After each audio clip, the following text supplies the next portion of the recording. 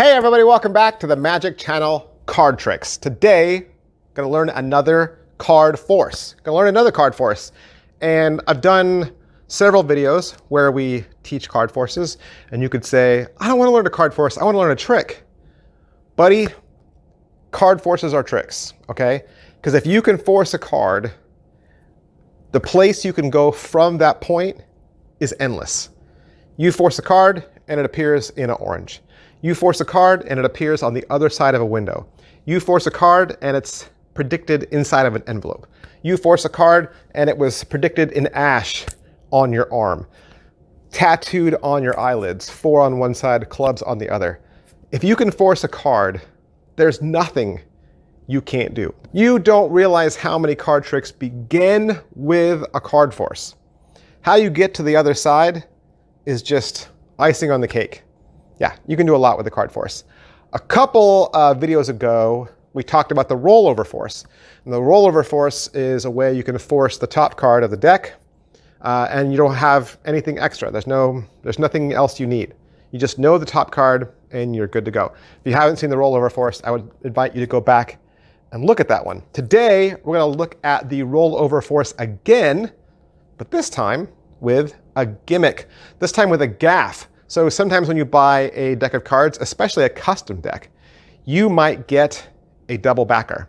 Now a double backer is just what it sounds like. It's a card that looks the same on both sides. It's the back side of the card, and then when you flip it around, it's the back side of the card again.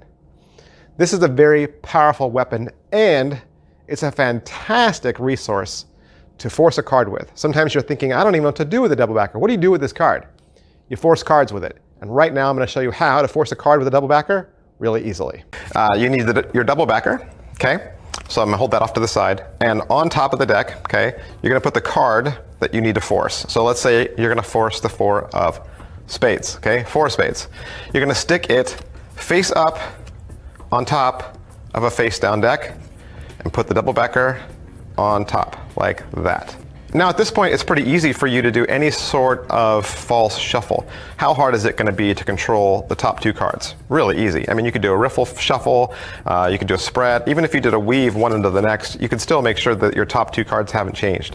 Okay, and that's another really good convincer, is to always do a shuffle first before you have a card selected. So do your shuffle, keep your cards controlled on top, have your 2 cards there on top. Okay, then you're going to hold the deck out like this to your spectator. You can hold it on the flat on the palm of your hand. And then you ask the spectator to cut off a selection of cards. So let's say they cut off like that many cards, all right? Then you say, let's mark the place where you cut and turn your top section over. So they turn it over and place it back down, okay? Now, what you're going to do is you're going to simulate the action of spreading the cards and having the spectator select a card. So you're going to go through the cards like that, right? Fanning the cards towards your spectator. And when you come to the first down card, you're going to out jog it and have them take it. Say, that's the card you cut to. And then, so they saw the cards fan. They saw the cards were shuffled, right? And they're selecting the first face down card. So in their mind, they're thinking this is a free selection. But when you pull it out, of course, it is your force card, the 4 of spades. All right, that was the video. I hope you learned something. As always, make sure you hit like, make sure you hit subscribe, make sure you hit your notification bell so you're alerted every time we upload a new review. Thanks, guys. I'll see you next time. Bye.